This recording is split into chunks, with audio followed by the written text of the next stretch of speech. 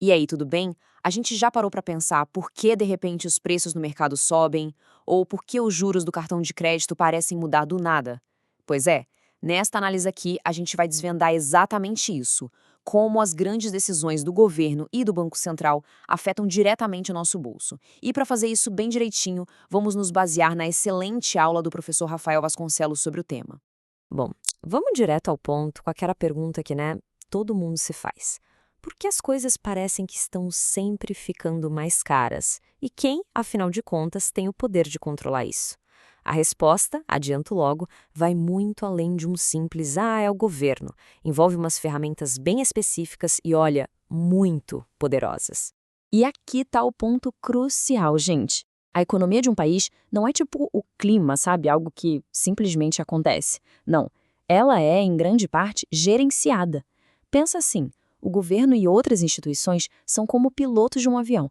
Eles precisam o tempo todo tomar decisões, fazer pequenos ajustes para tentar manter tudo voando em equilíbrio.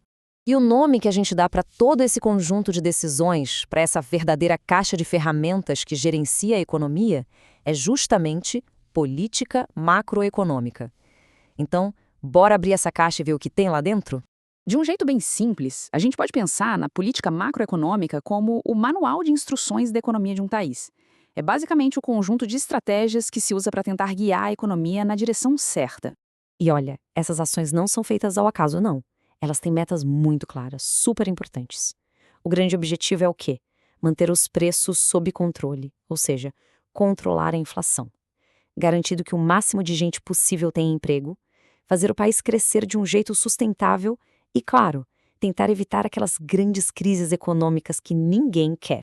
E aqui que a coisa fica interessante, porque é onde a gente conecta tudo. Sabe aquele aumento no preço do arroz que assustou todo mundo no mercado? Ou os juros altíssimos do cartão de crédito? A dificuldade de conseguir um emprego?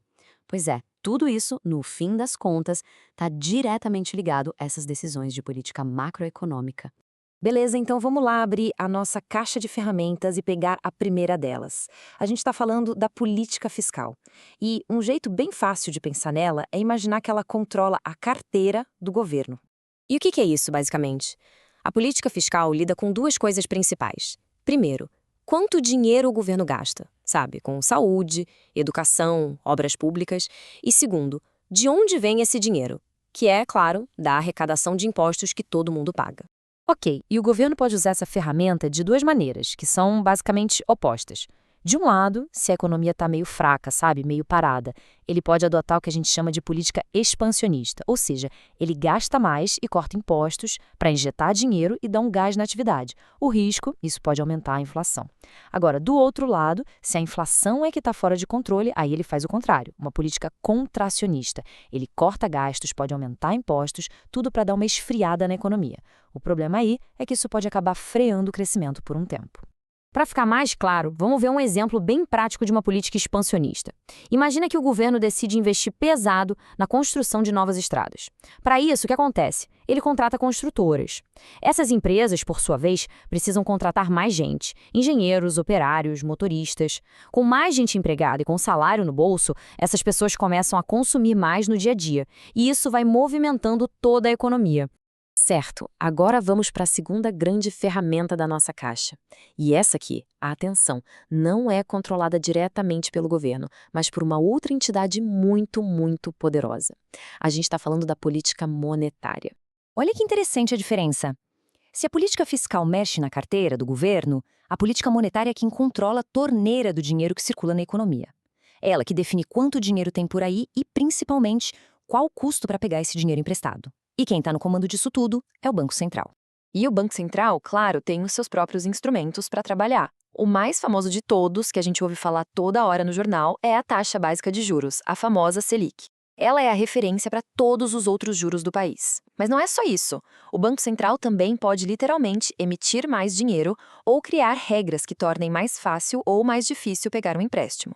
E olha só, assim como a política fiscal, a monetária também tem esses dois lados. Ela pode ser expansionista, o Banco Central baixa os juros, o crédito fica mais barato e isso estimula o consumo. O lado B pode pressionar a inflação para cima. Ou ela pode ser contracionista. Aí o Banco Central sobe os juros, o crédito fica mais caro, a galera consome menos e isso ajuda a segurar a inflação. A consequência? O crescimento da economia pode ficar mais lento por um período.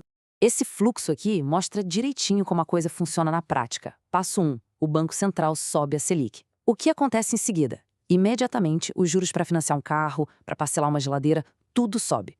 Com isso, muita gente acaba desistindo de comprar a prazo. E o resultado final? O consumo geral diminui e isso ajuda a botar um freio na inflação.